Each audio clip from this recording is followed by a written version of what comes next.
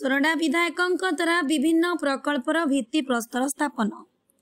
गंजाम जिला सोरडा निर्वाचन मंडली अंतर्गत गेंजा पंचायत अधीन बंधागोचा ग्राम रणपा कंधमाल जिला को मुख्यमंत्री सड़क योजन 5 किलोमीटर रास्ता निर्माण पर सोरडा विधायक नीलमणि बिशोई भित्ति प्रस्तर स्थापन करने सह गेंजा ग्राम निकटे थिबा कड़ेश्वरी मंदिर ठारे कल्याणी मंडप मध्य भित्ति प्रस्तर स्थापन करते। परे बहु पटुआरी दलीय कर्मी विधायकों को स्वागत करथिले। एथिसह सापुआपल्ली ग्राम विद्यालय श्रेणीगृह उद्घाटन करथिले विधायक। सापुआपल्ली ग्राम विद्यालय थिला किंतु पिला बसी पाठ पढ़िया पे श्रेणीगृह नथिला।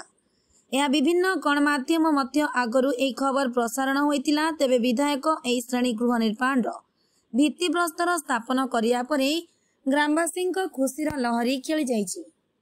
ए कार्यक्रम में सोरडा गोष्ठी उन्नयन अधिकारी चिन्मय पात्र उपस्थित थिबा बेले जगदीश राजू, जयराम पात्र, राधामोहन स्वाई, आईनजीवी प्रदीप शेखर पाल समेत बहु बीजेपी कर्मी उपस्थित थिले। सोरडारू मनोरंजन अधिकारी रिपोर्ट, ओडिशा टुडे।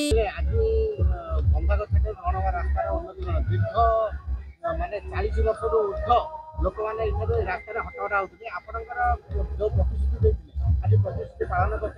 बहुत दिन आशा आज पूरण लोक 2024 इलेक्शन बुलूली यही छक आस देखिली ये रोड धलामाटी पड़ी तो धलामाटी कौ पड़ी पड़ी 4 किलोमीटर आगू जाइली देखापी से कही कलामाटी पिचु पकाइबा तो आज से कलामाटी पिचु पकाइबा आम शुभ उद्घाटन भित्तिप्रस्तर आरंभ कलु।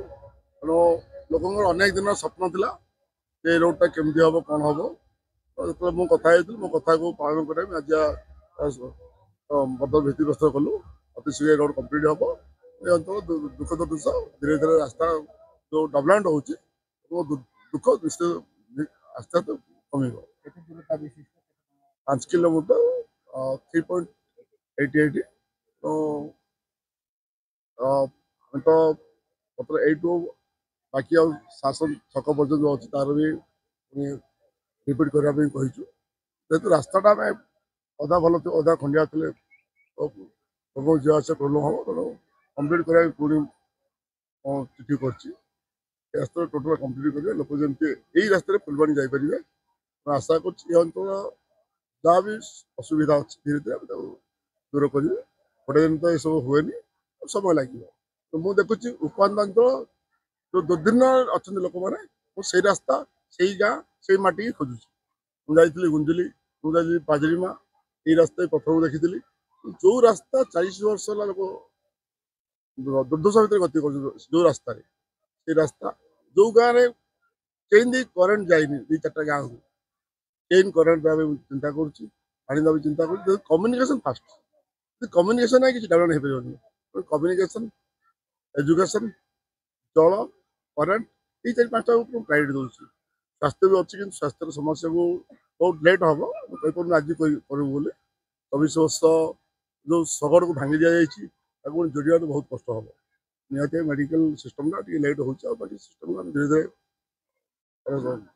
अच्छे असुविधा अनटन अच्छी धीरे धीरे समाप्त कर दुख दुर्दशा धीरे धीरे क्लोज कर समस्या किंतु रही राजनीति के कर अलग कथा लोक दुख को खोजा आसुँ राजनीति पैसा या पावर कौन आसन आशा कर अंचल लोक मान जो दुर्दशा अच्छी किसी मात्रा कमे देवु खुशी हो। जय हिंद, जय जगन्नाथ।